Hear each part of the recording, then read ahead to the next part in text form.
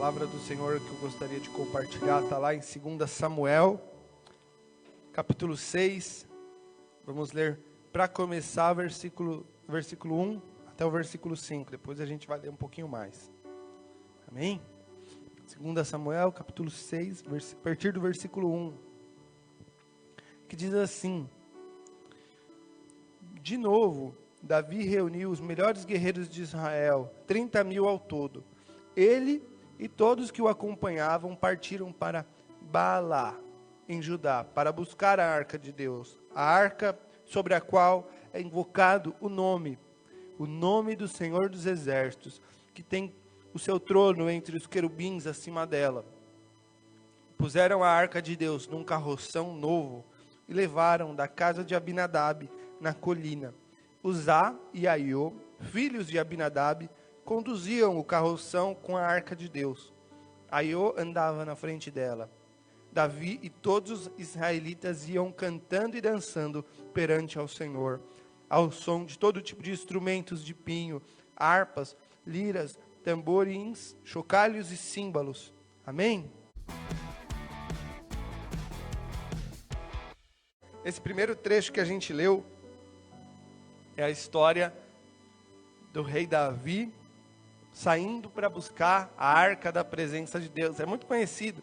Israel, na época do sacerdote Eli, eles perderam a arca em uma batalha contra os filisteus. Eles levaram a arca porque eles acreditavam que se eles tivessem a arca, eles não poderiam ser derrotados. Mas a vida deles estava toda errada. Eles estavam tratando a arca, a presença de Deus, como se fosse o gênio da lâmpada, que está lá para resolver os meus problemas, para fazer a minha vontade, mas eu não devo nada a Ele. Eu não devo nada para Deus. Deus é que tem que fazer o que eu quero. Eu não tenho que agradar a Deus. Era assim que eles tratavam a arca. E por causa disso, a arca foi roubada. Perderam a batalha. Deus não deu vitória, apesar deles estarem com a arca. E a arca foi roubada pelos filisteus. Os filisteus pegam a arca, guardam a arca no seu templo, no seu lugar de adoração. Os filisteus pegaram a arca e trataram com cuidado, como algo santo, como algo digno de adoração. Levaram para o seu templo, colocaram lá junto com a estátua do seu Deus, o Deus Dagon. E aí, não deu certo, não houve harmonia entre Dagon e a presença de Deus. E os filisteus perceberam que não tinha como, que Deus não divide o altar dele com nenhum ídolo. E aí, eles abriram mão da arca, ficaram com medo da arca e devolveram. Colocaram numa carroça e mandaram embora. E aí a arca vai passar pela mão de algumas pessoas, mas no final ela vai parar na casa de Abinadab. E Abinadab era um homem de Deus, era um judeu. Ele vai ficar com essa arca na casa dele por alguns anos. E aí a gente vai ter, isso aí aconteceu na história de Eli. Eli vai criar Samuel. Samuel vai ungir Saul. Samuel depois vai ungir o próximo rei, o rei Davi. Davi vai ter as suas batalhas, o começo da sua história como rei.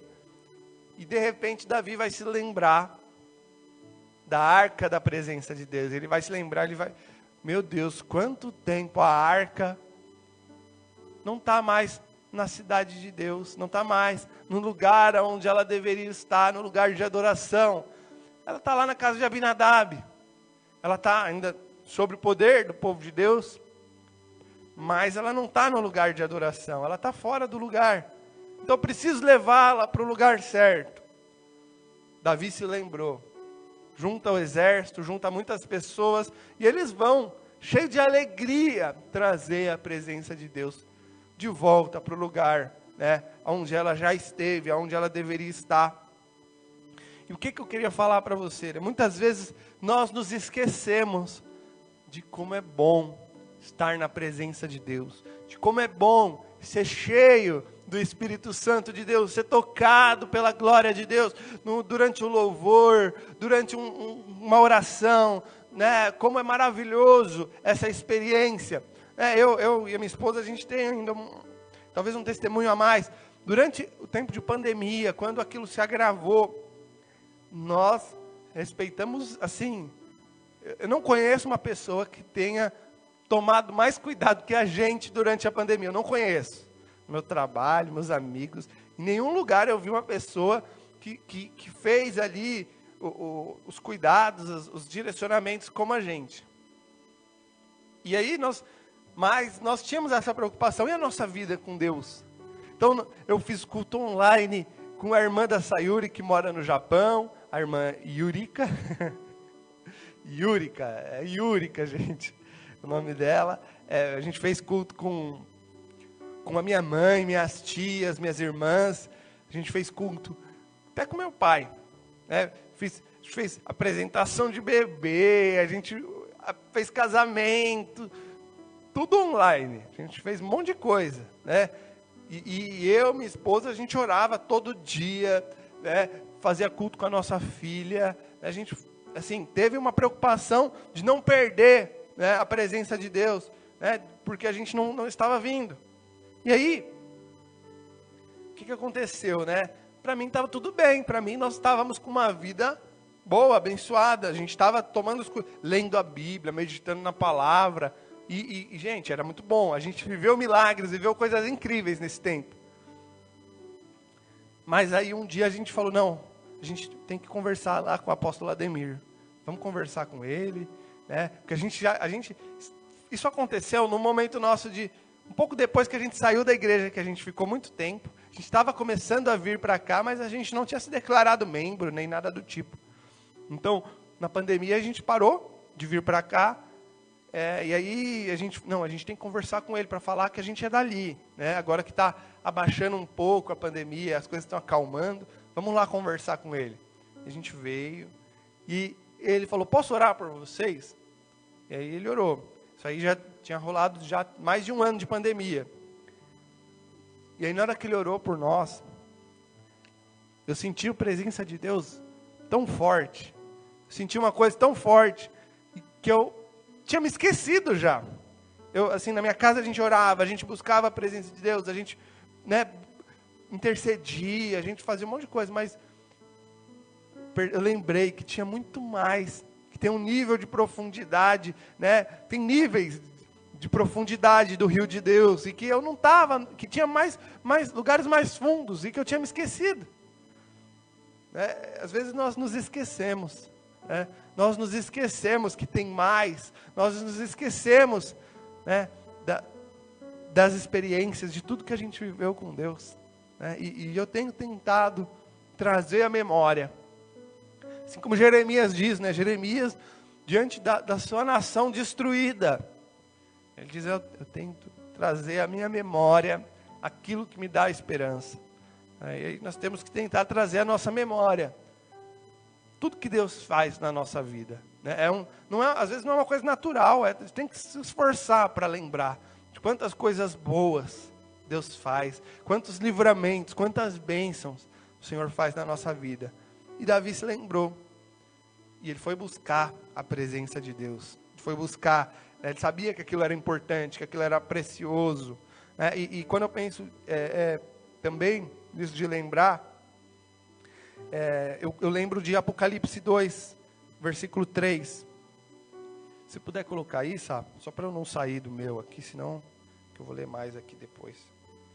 Apocalipse 2 é as cartas para as igrejas, né? E aí a gente tem a primeira igreja, que é a igreja de Éfeso, né? E Deus está falando, né? Jesus falando, e você sofreu, e tem paciência, e trabalhos pelo meu nome, e não se cansou. Tenho, porém, contra você, que deixaste o primeiro amor. Lembra-te, pois, de onde caíste, e se arrepende, e pratica as primeiras obras. Quando não, brevemente a ti virei, e tirarei o seu lugar, o seu castiçal, se não se arrepender. A igreja de Éfeso é uma carta que me assusta um pouco. É uma igreja que passava dificuldades por causa do nome de Jesus, fazia coisas para Deus, ela trabalhava, ela estava lá, ela estava tentando agradar a Deus, mas ela abandonou o primeiro amor. Mas ela... E aí o que diz, né, nesse último versículo? Lembra-se, porém, né, lembra-se de onde você caiu, de quando você parou de buscar, de quando você parou de orar com aquela intensidade que você orava antes, de quando você se esfriou, de quando você abandonou esse primeiro amor. Lembra-se, porém, disso. Na sexta-feira, veio um pastor de fora pregar, o pastor Edson, ou Jeff, veio um irmão e um pastor, né? E eu não lembro, Jefferson e Edson, era um dos dois. Estava pregando, e aí no final do culto de cura e libertação, ele chamou as pessoas e começou a orar, e liberar uma bênção na vida de cada um. E eu tenho uma filhinha de 5 anos, a Laura, e ela estava maluquinha aqui, assim, viu as pessoas caindo, assim, sendo tocadas pela presença de Deus, e ela... Pai, eu quero ir lá, pai, eu quero ir lá. E puxava a minha blusa, puxava a blusa da Sayuri. Eu estava ajudando aqui, né? O pessoal que estava caindo, né? E a minha filha desesperada para ir. A gente, não, tá bom, vamos lá. Ela foi para a fila, já no final, quando estava acabando. Ficou lá no finalzinho, pulando assim, de ansiedade. Porque estava chegando a vez dela, porque Deus ia tocar a vida dela. E aí eu me lembrei que eu também era assim. E eu me lembrei que, e assim, não era assim quando eu era criança. Porque eu me converti, eu considero que eu me converti na minha adolescência para o finalzinho. E assim, começo da minha juventude toda, por muito tempo, inclusive, sei lá, talvez uns 6 anos, 7 anos atrás, eu ainda era assim. Eu era um adulto bobo. Né? Eu estaria ali, talvez também ali, me segurando, ansioso para receber. E aí, sei lá, né? A gente às vezes se acha maduro, né? Acha que a gente cresceu e a gente abandona, né? Isso que Deus nos deu. A gente se esquece, mas o Senhor hoje separou essa manhã para te lembrar que tem muito mais, né? Te lembrar como é maravilhoso quando a arca da presença de Deus está no lugar certo.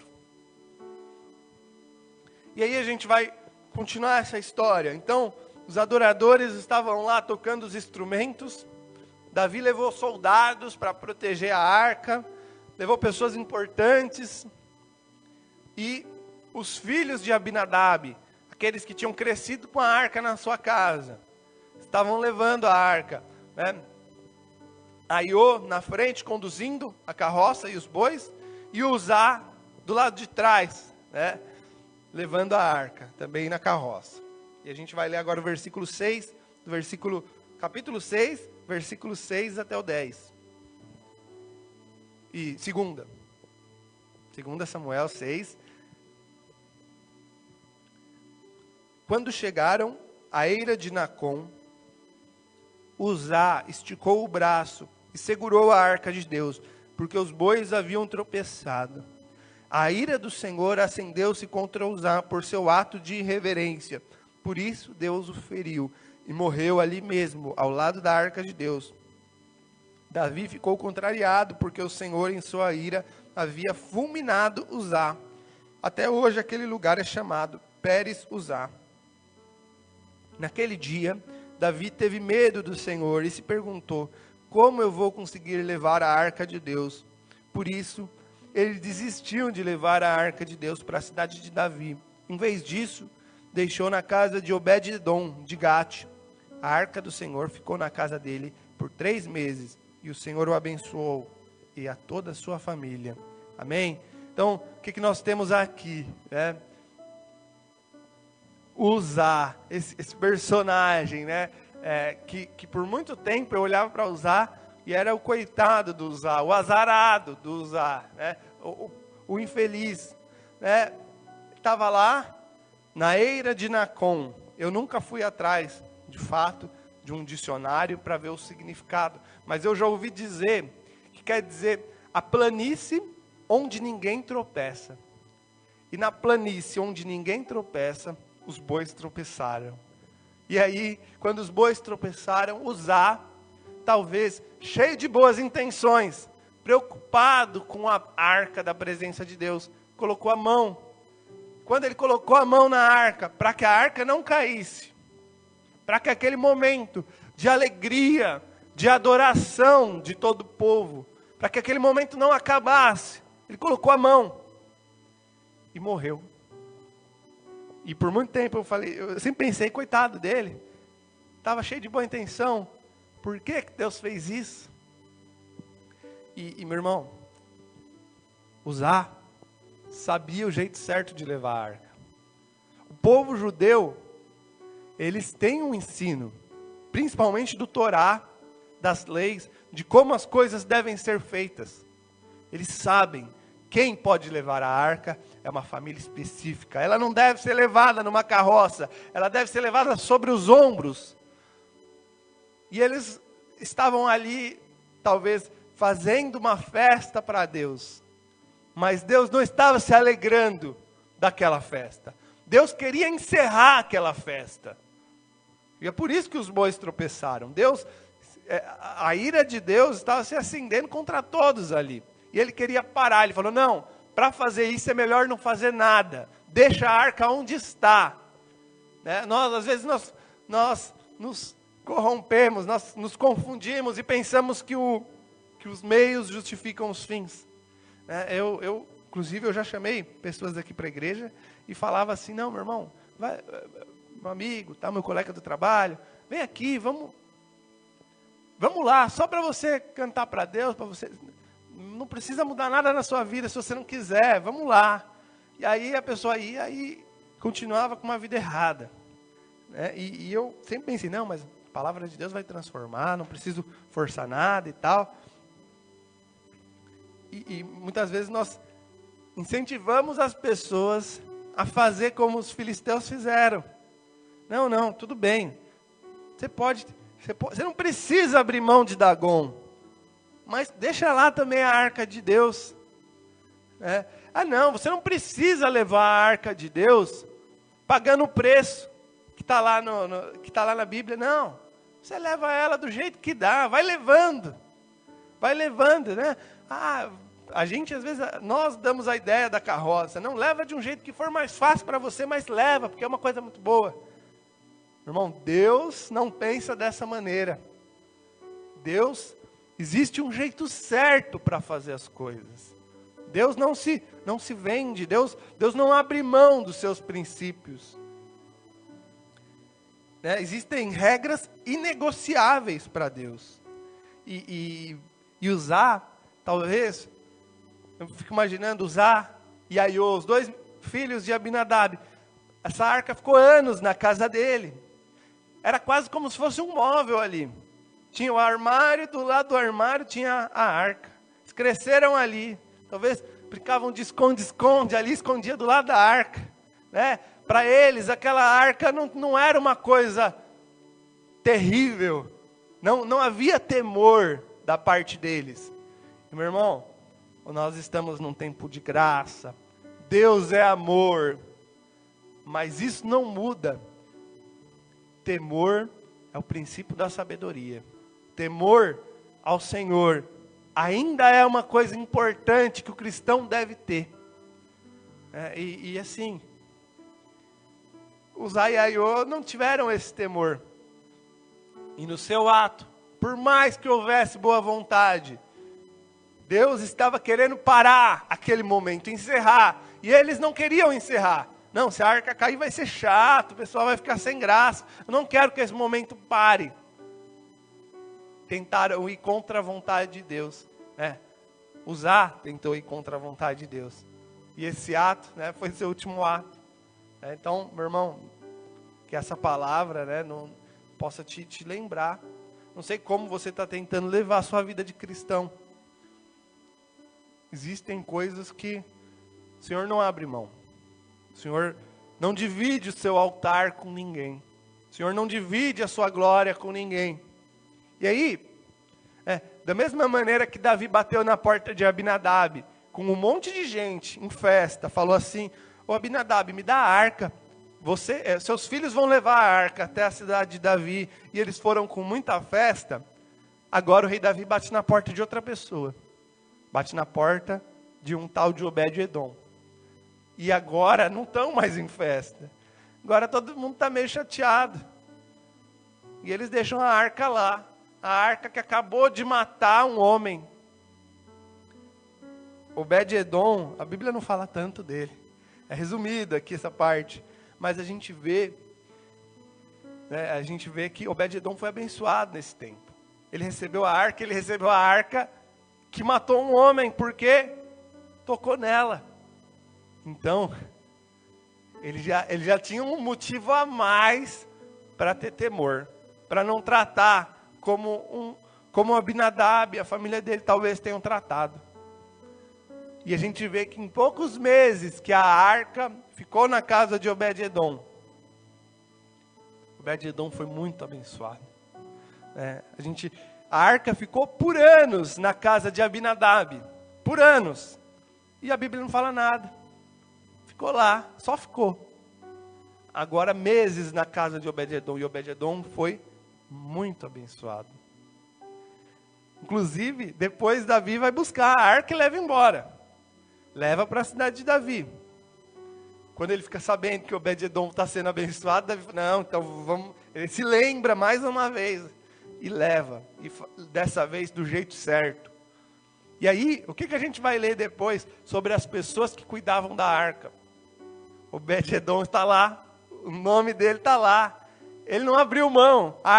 Quiseram levar a arca embora, mas ele não abriu mão, ele falou, não, então eu vou junto.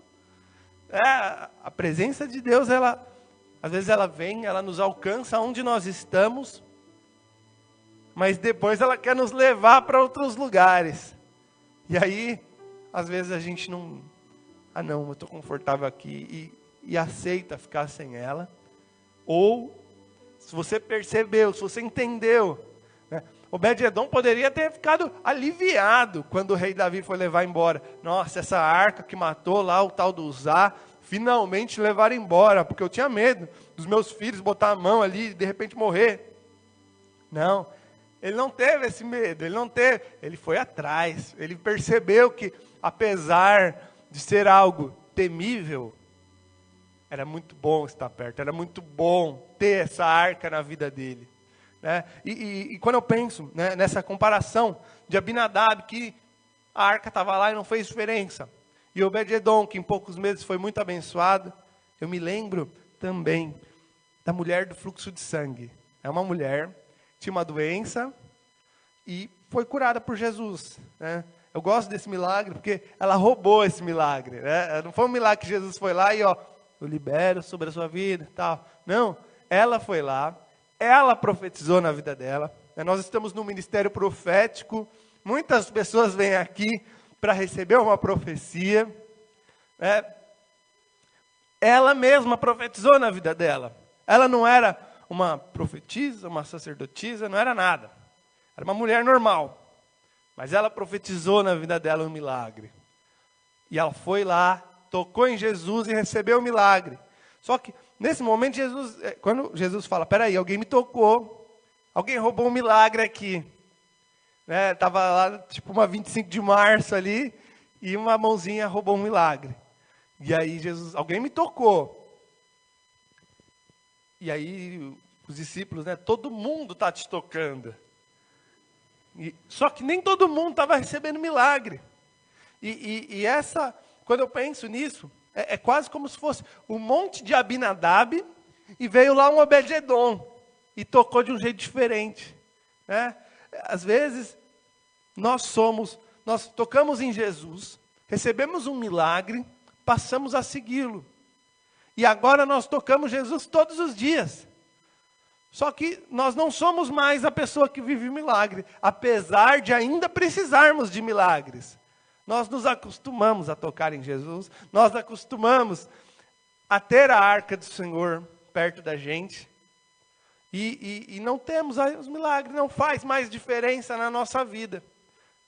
Como eu quero tocar Jesus todos os dias, como aquela mulher tocou, sabendo que dele vai sair virtude, que na hora que eu tocar nas vestes dele, a minha vida vai ser transformada, eu vou ser transformado, as dificuldades que eu tenho enfrentado, que o milagre vai vir, que virtude vai fluir, de Jesus para mim.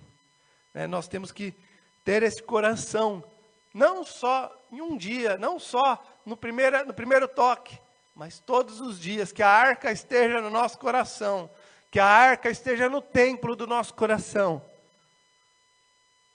sem dividir com mais ninguém, sem nenhum outro ídolo, sozinha, recebendo toda a adoração.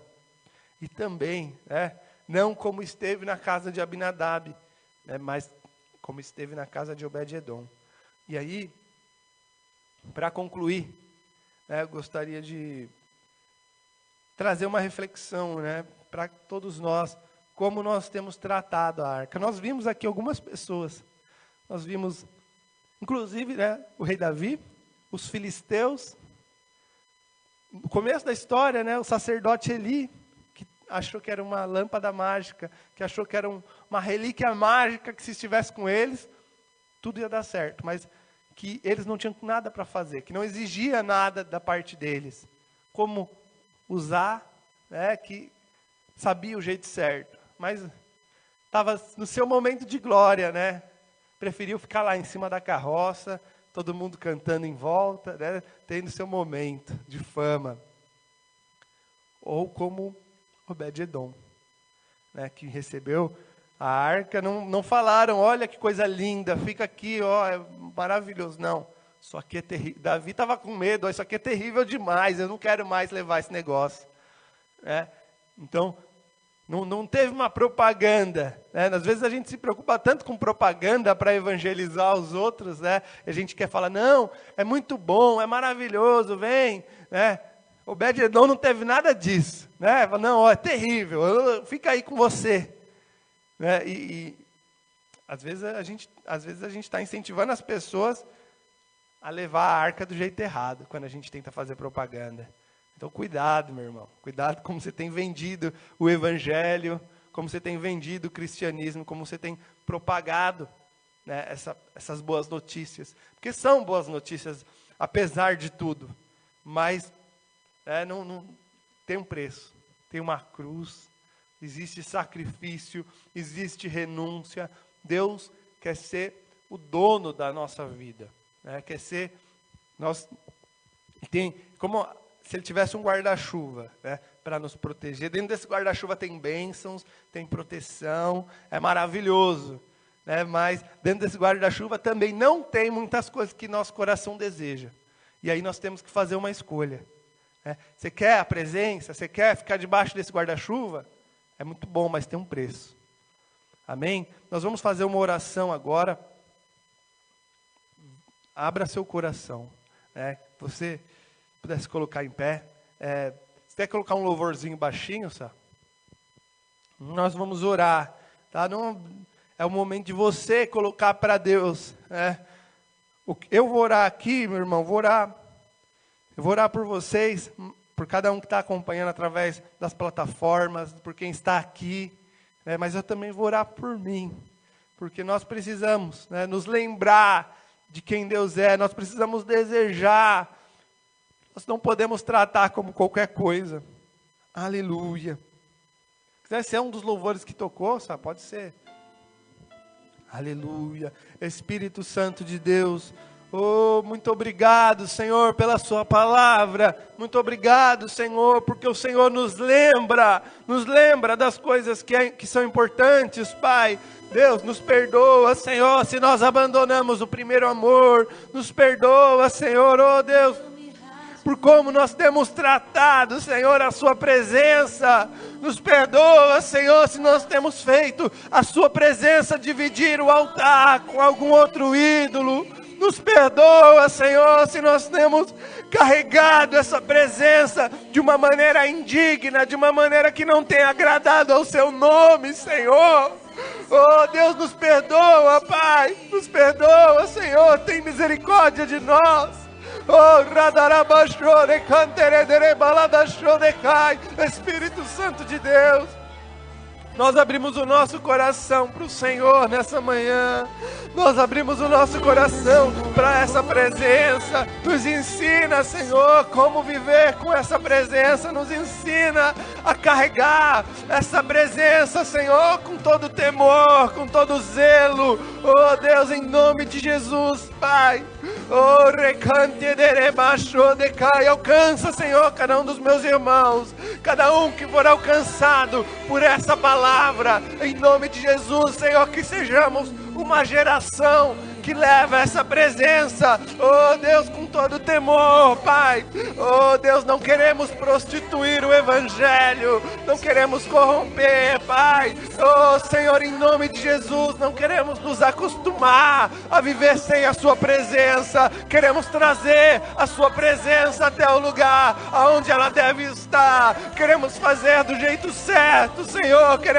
Estamos dispostos a pagar o preço. Oh Senhor, nós não podemos viver sem essa presença. Nós não queremos mais viver sem essa presença, Espírito Santo. Espírito de Deus, visita, Senhor, as nossas vidas. Toca, Senhor, o nosso coração nessa manhã. Oh, Espírito de Deus, Espírito de Deus, oh Senhor, nós nos arrependemos, Senhor, pela maneira como nós temos levado o Seu Evangelho, pela maneira como nós temos vivido, oh Deus, com essa arca. Em nome de Jesus, ensina-nos, Senhor, que todos os dias que entrarmos na Sua presença, todos os dias que nos colocarmos diante do Senhor, que seja com o coração daquela mulher que sofria do fluxo de sangue. Oh, eu não quero ser, Pai, como aqueles que tocavam e não viam a importância, que tocavam em Jesus como se fosse só uma pessoa, como se fosse só mais um ali na multidão. Senhor, eu quero tocar, e eu quero que a virtude do Senhor venha sobre a minha vida, porque eu preciso, Senhor, porque eu preciso tanto, Senhor, dessa virtude, todos os dias da minha vida.